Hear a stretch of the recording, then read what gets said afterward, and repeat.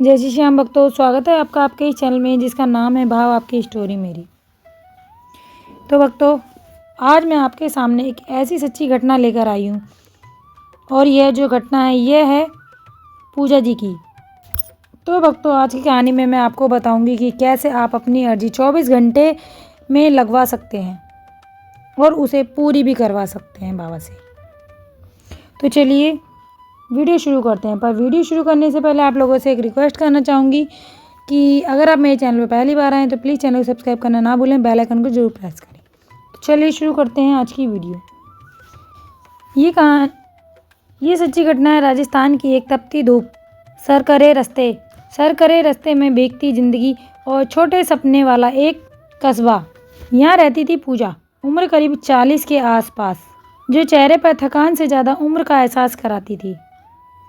पति जितेंद्र ऑटो चलाता था। 2 बच्चे प्रिया और निखिल 4वीं और 7वीं क्लास में पढ़ते थे। जिंदगी बस चल रही थी, कभी मोमबत्ती की रोशनी में तो कभी लालटेन के धुएं में। पूजा का दिल पहले से बहुत टूटा हुआ था। 3 साल पहले उसकी सास बीमार हुई, फिर इलाज में पैसे जुटाते जुटाते जितेंद्र पर कर्ज बढ़ गया।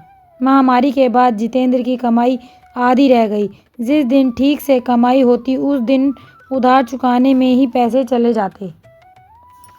इन सब के बीच पूजा की आदत थी रोज शाम को छत पर रखे मिट्टी के एक दिए से सामने बैठकर बाबा श्याम का नाम लेना। उसने यह पूजा किसी किताब से नहीं सीखी थी, बस बचपन से उसकी माँ बाबा घाटू श्याम की भक्ति करती थी। कभी कोई मन्नत पूरी होती तो फूल चढ़ाते हुए कहती, श्याम से सच्चा बोलो, देर हो सकती है इनकार नहीं। पर पूजा की जिंदगी अब उस मोड़ पर थी जहाँ देर भी भारी लगने लगी थी। एक दिन प्रिया तेज बुखार में तपने लगी। सरकारी अस्पताल में दवा मिली, लेकिन डॉक्टरों की खून की जांच की सलाह दी। रिपोर्ट में टाइफाइड निकला। इलाज महंगा था। जितेंद्र ने अपने दोस्त से उधार मांगा, लेकिन सबकी हालत बहुत तंग थी। उस रात पूजा ने भगवान के सामने बैठकर पहली बार आंखों से आंसू रोकने नहीं चाहे। उसने धीरे से कहा, श्याम बाबा, अगर आप हो तो मेरी बच्ची को बचा लेना, चाहे मुझसे जो चाहे ले लेना। अगले दिन उसकी पड़ोसन पार्वती आई। उसने बताया कि उसके रिश्ते के भाई ने उसी डॉक्टर के क्लिनिक परसों ही एक गरीब बच्चे का मुफ्त में इलाज करवाया था। पूजा को उस बात से थोड़ी उम्मीद जागी। शाम तक पार्वती उसके साथ गई और डॉक्टर के साथ बात की। डॉक्टर ने केस देखकर फीस आधी कर दी और दवा भी उधार में दे दी।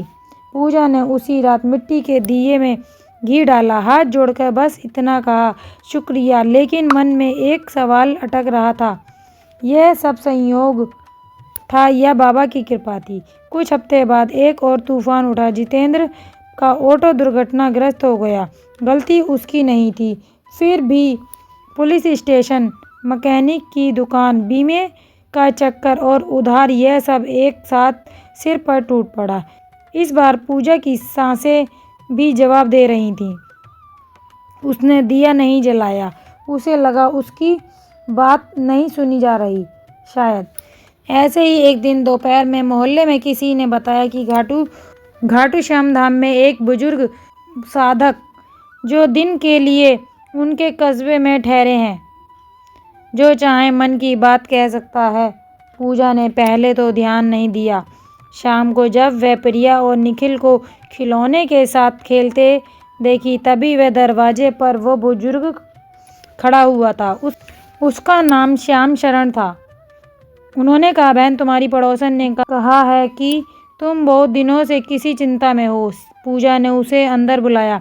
बातों ही बातों में उसने अपना हाल बताया। उसे विश्वास नहीं था कि कोई समाधान मिलेगा, लेकिन सुनाने से मन हल्का हो रहा था। श्याम शरण ने ध्यान से सुना, फिर कहा, बाबा, श्याम से मांगने की 2 राह होती हैं, एक डर की और एक भरोसे की। तुम डर से मांगती हो, भरोसे से नहीं।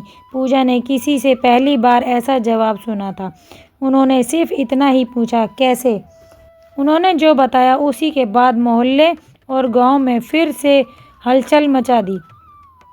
श्याम शरण ने कोई तिलस्मी बात नहीं कही, कोई झाड़ फूक नहीं बताया। उसने बस 3 ही बातें बताईं। पहली, अर्जी मत बोलो, बातचीत करो। मतलब बाबा से कहो जैसे घर में बड़े बुजुर्ग से कहते हैं, वैसे साफ साफ खुल के, बिना किसी गिनती के। दूसरी, 24 घंटे का भरोसा रखो, समय नहीं, अर्जी पूरी होने तक। मतलब कभी कभी समाधान नहीं, रास्ता मिलना भी होता है। तीसरी, एक नेक काम जोड़ो। जब भी अपनी बात रखो, किसी की मदद की नीयत साथ जोड़ो, जैसे किसी को रोटी बांटना। जब भी अपनी बात रखो तो किसी की मदद की नीयत रखो, जैसे कि रोटी बांटना, भंडारा करना या किसी गरीब की मदद करना। पूजा ने उसी रात वही किया। उसने दिया जलाया, फर्श पर बैठी और बोली, श्याम बाबा, अगर आप सच्चे हो तो मेरे पति को किसी मुसीबत में मत फंसने देना।